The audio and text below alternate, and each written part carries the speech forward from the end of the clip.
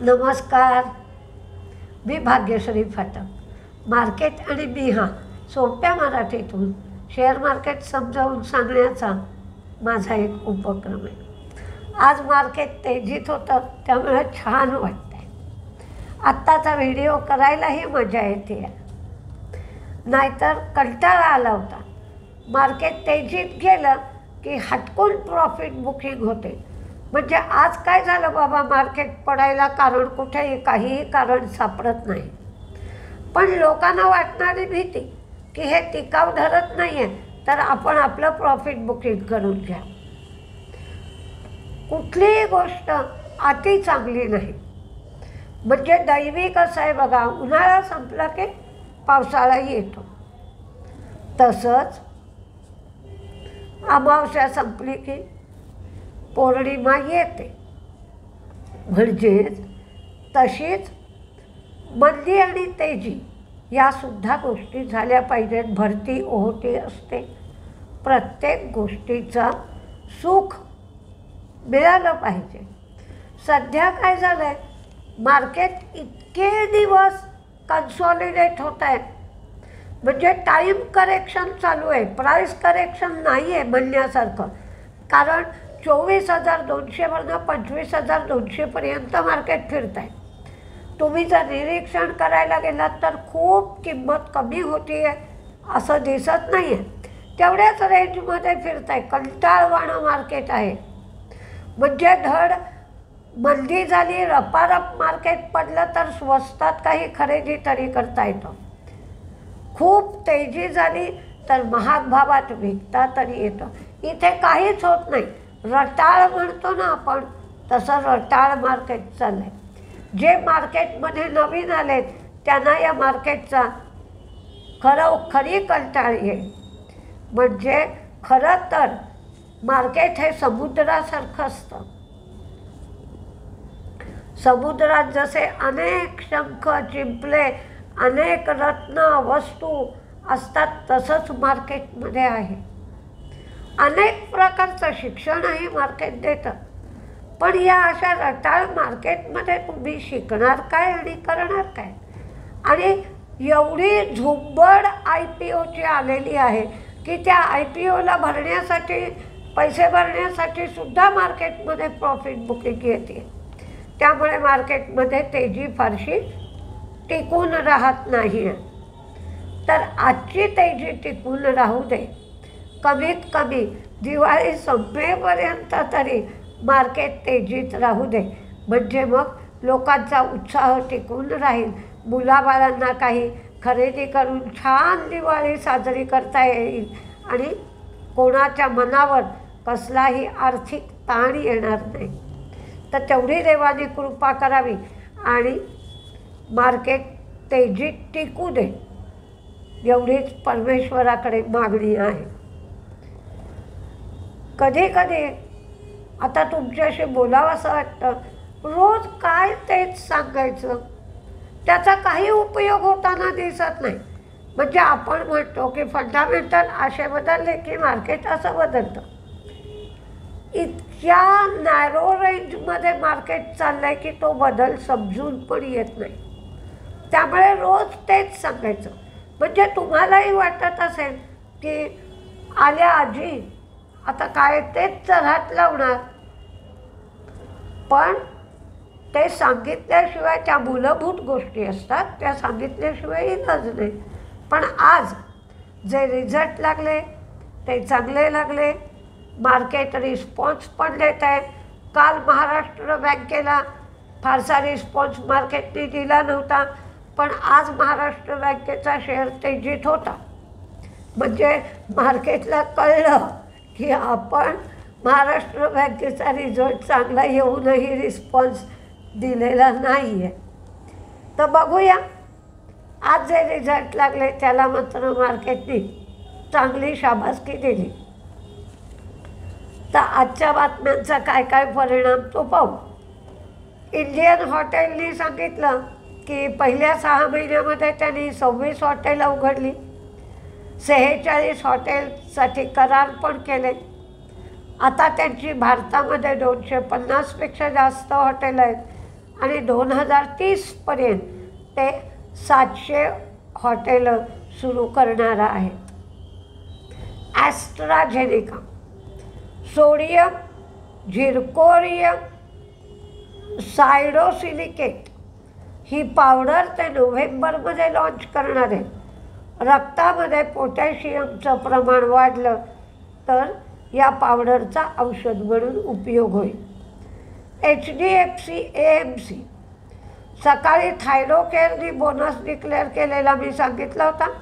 HDFC AMCनी सुद्धा एका शेअरवर 1 शेअर बोनस जाहीर केला. त्यांचं प्रॉफिट वाढलं 577 कोटीवरनं 718 कोटी. इन्कम वाढलं 887 कोटीवरनं 1027 कोटी. हेरिटेज फूडचं प्रॉफिट उत्पन्न दोन्ही वाढलं, मार्जिन कमी झालं. HDFC लाईफ यांचं प्रॉफिट 447 कोटी. ॲन्युअल प्रीमियम इक्विव्हॅलंट 3858 वरून 4188 कोटी. व्हॅल्यू ऑफ न्यू बिझनेस 940 वरून 1009 कोटी. Value of new business margin 24.3% वरून 24.1%. न्यू बिझनेस प्रीमियम 8097 कोटीवरून 8950 कोटी.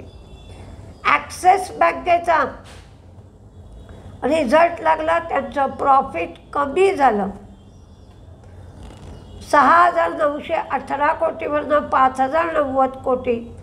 पण नेट इंटरेस्ट इन्कम मात्र वाढलं 13483 कोटीवरून 13744 कोटी.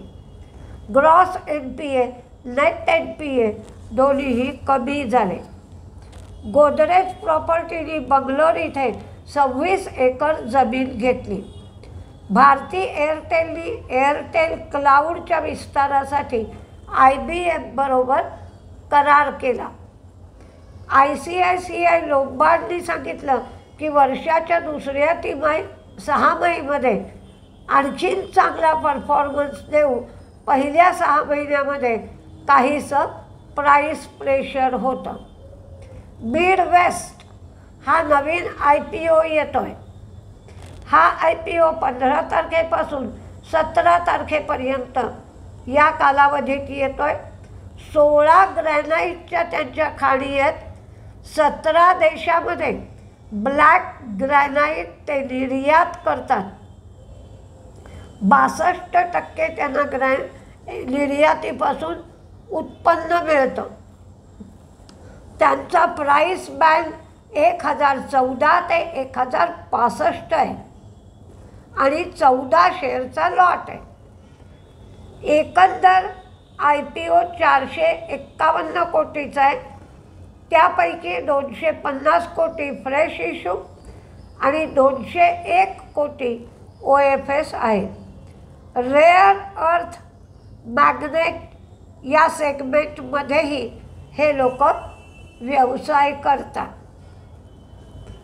हा IPO लिस्टिंग गेनसाठी आणि लॉंग टर्मसाठी सुद्धा भरायला हरकत नाही. पेटीएमची सबसिडियरी पेटीएम पेमेंट सर्व्हिसेस ह्यांना ऑफलाईन पेमेंट बिझनेस ट्रान्सफर करायला परवानगी मिळाली. म्हणजे offline market payment business transfer करायला परवानगी मिळाली. IRFCचं प्रॉफिट वाढलं, उत्पन्न कमी झालं.